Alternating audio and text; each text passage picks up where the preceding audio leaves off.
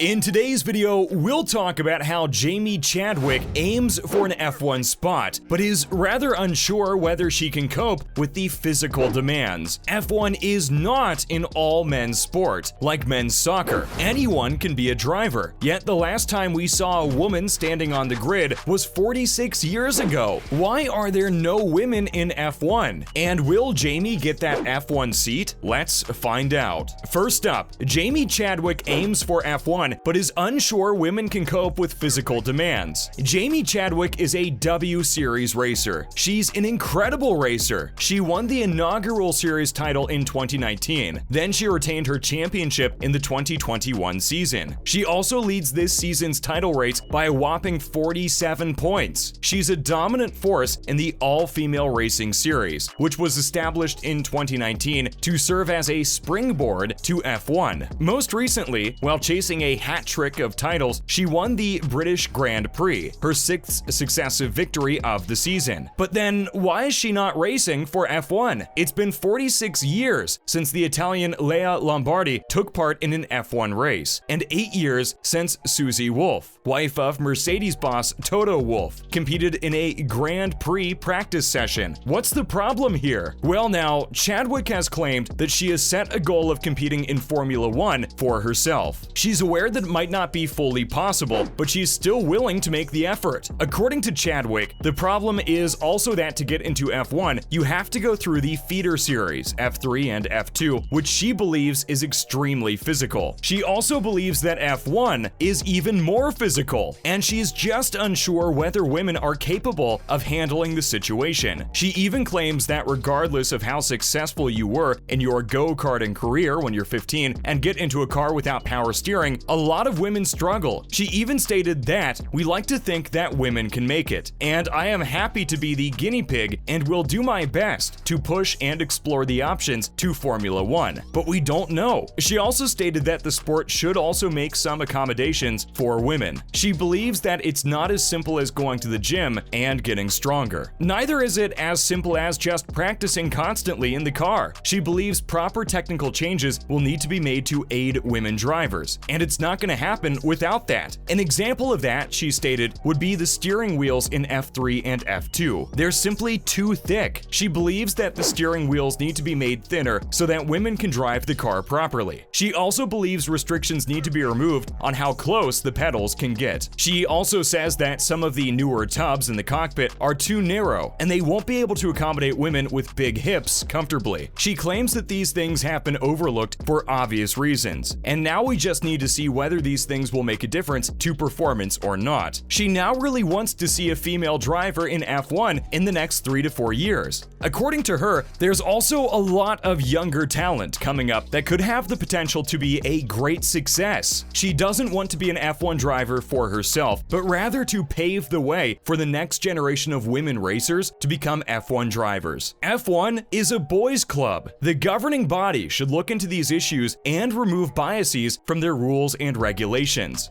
But it's not all bad. Some teams are trying to get women drivers to the grid. Alpine is one of them. Let's talk about them. So Alpine has launched a program to find women F1 drivers by 2030. Folks over at Alpine have a different point of view on all of this. Just last Wednesday, they claimed that physical ability is not a barrier for women to compete in the sport. This is why they've embarked on the journey to find a female F1 driver in the next 8 years. Lawrence Rossi, Alpine's CEO, has rejected the notion that physical ability is a challenge. He disagreed with Chadwick's words. He even claims that if the physical ability was a problem, then Fernando Alonso wouldn't still be driving for F1. According to him, if a 40-year-old can continue to drive, then a 28-year-old woman in top form should also have no issues whatsoever. He has also stated that women are working in fields where G-forces are even more powerful than F1, such as flying fighter jets and being an astronaut. Taking his words into consideration, he stated that now Alpine will start looking for 5 girls between the ages of 10 to 12 to have at least one of them ready to be racing in F1 by 2030. The problem here is, though, that Rossi may have a point about Alonso, but he's neither a woman nor a racer. Jamie Chadwick is both, so her words should have a higher weightage. Nevertheless, we do hope Alpine is successful and we can see women on the grid soon. However, some fans believe believe that no matter what, the sport is not ready for women whatsoever. Lastly, let's discuss why people feel women aren't ready for the sport. German driver Sophia Florsch has claimed that the problem is the white hair generation. It's these people in positions of power and fans with archaic mindsets that are showing the most resistance to female drivers in F1. She claims that their image of a Formula One driver, a battle-hardened man, cannot be changed. Another problem is the sponsors. It's not that they're openly resisting female drivers, but rather they're slow to support them. If the sponsors won't support female drivers like they support the male drivers, then they'll never have the budget to develop as well as them. Alright, so now that we've talked about Jamie Chadwick, let's move on to some other news coming straight out of the world of F1. Firstly, turns out Nelson Piquet said more racist and homophobic things toward Hamilton than we know about. Talking about Hamilton on a Brazilian podcast, Nelson Piquet, ex-F1 champion, was found calling Lewis Hamilton the N-word in Portuguese. The world was rightfully outraged at the incident. Many fans and F1 racers even flocked to social media to share messages of support for the only driver in F1 of African descent. But now it turns out that's not all that happened. Grande Premio, a Brazilian website, has claimed that they've obtained a full copy of the podcast. In fact, it's found that he has repeated the racist word and also added a homophobic slur when talking about Nico Rosberg, the son of his former rival Keke Rosberg. Fans are now again calling for a lifelong ban on Piquet attending any F1 events. Next up, will Oscar Piastri's and Fernando Alonso's intertwined futures ever be clear? So here's what's up. Oscar Piastri has been waiting for the F1 spot. He's supposed to be Alpine's next driver. Esteban Ocon, Alpine's second driver, is locked into a contract till 2024. Alonso's contract is about to expire. He's also over 40, so either Alpine will renew Alonso's contract or they'll sack him for the much younger Piastri. The problem is that Alpine is keen on maintaining Alonso's contract, but at the same time, they don't want to lose Piastri's interest, who will then start looking elsewhere for contracts. When Alpine's boss was asked about the issue, he said he was still not sure, but he's working on it. Alright, so the wait is over. British Grand Prix is here. Let's discuss how the qualifying rounds went. Lastly, the qualifying round at Silverstone was super exciting. So as we all know, this weekend is the much awaited British Grand Prix. This might just be the most popular Grand Prix right alongside Monaco. Because of the rain during the round, some interesting results have shown. Firstly, in a first for him, Carlos Sainz has taken pole position. Carlos Sainz will now be starting at the first position for the Grand Prix. Let's hope it all goes super well for him. In the second position right behind him is, of course, Max Verstappen. Max Verstappen will be starting second and was only 0.07 seconds behind Sainz. In third place, we have Ferrari's Leclerc. Looks like Ferrari is about to have an incredible race. They may even try to go for a 1-2 finish and get maximum points. That is, of course, if they don't retire the car due to technical issues. In fourth place, we have Red Bull's Sergio Perez. So the grid today will look something like this: Ferrari, Red Bull, Ferrari, Red Bull. This is bound to lead to some interesting challenges during the race. If you weren't planning on watching the Silverstone Grand Prix, it looks like this qualifying session will change your mind. Hamilton unfortunately has qualified 5th for his home Grand Prix. He'll still have a lot of fan support though, so maybe that leads him to a higher position. Stay tuned to find out more about the Grand Prix. Well, that's all we have for you guys today. Do you agree with Jamie Chadwick or do you agree with Laurent Rossi? Let us know all your thoughts in the comment section below. Don't forget to like and subscribe if you enjoyed this video. See you guys next time. Bye!